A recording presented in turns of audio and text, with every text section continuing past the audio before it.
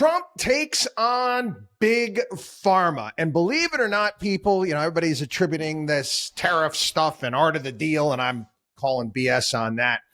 Here's one where he can play art of the deal. So, again, what this executive order does that Trump signed, well, in essence, it's not going to do anything because it won't win. It won't hold up in a court of law. I'm just telling you that right now.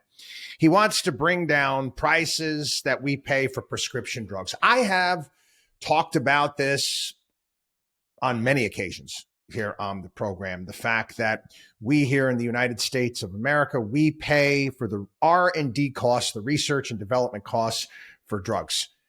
You always get this all the time. More often, the left is always complaining about the high price of pharmaceuticals and going after big pharma. And why do we spend so much more here in the United States? And I don't pay as much in Canada or here, there, and everywhere. Well, again, we don't have socialized medicine. We have to pay the research and development costs.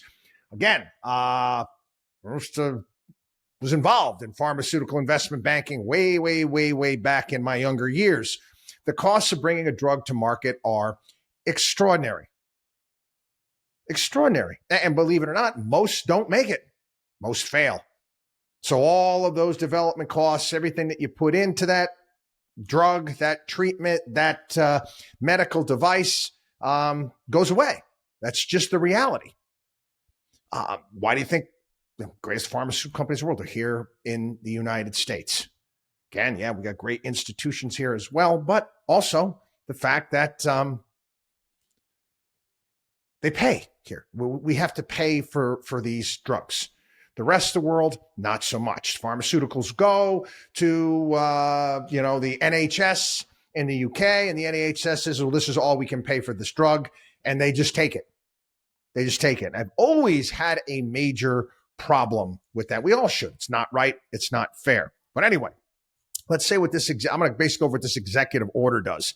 The order directs the U.S. Trade Representative and Secretary of Commerce to take action to ensure foreign countries are not engaged in practices that purposely and unfairly undercut market prices and drive prices hikes in the United States. Now, normally Trump would say they're just being smart. They're just being smart.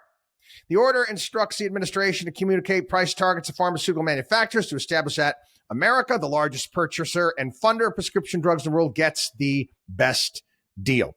Okay. This is akin, once again, to price controls. Now, wasn't that long ago when a certain candidate for the presidency by the name of Kamala Harris was suggesting price controls on food. And Donald Trump came out on the campaign trail and slammed her, communist, Marxist.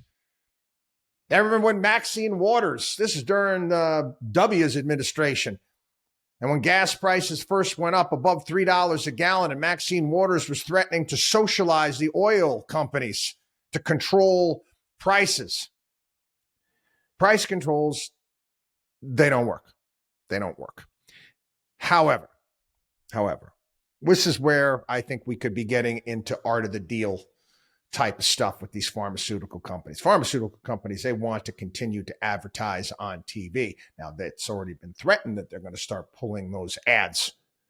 Maybe get rid of them. That's just one of the things that maybe they can push. Is, again, you want to encourage these pharmaceutical companies. Is where you have a conversation with them saying, hey, listen, enough's enough here. Enough's enough. You're going to have to start forcing these other countries to pay more for these drugs. You cannot let the American people bear the burden of this. And this is where, again, they can pull or not allow them to put ads on TV.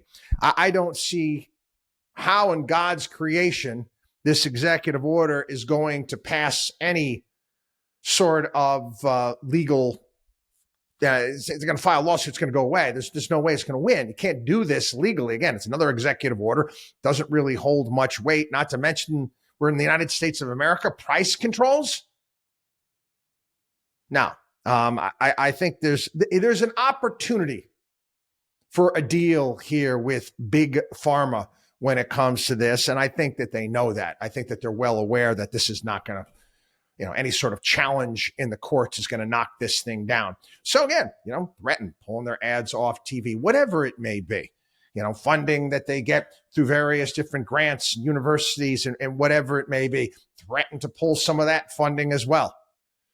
There's a myriad of things that you can do legally rather than say, hey, you know what, because we're upset about the high cost of pharmaceuticals, we're going to put price controls on. Because if that's the case, what is going to happen?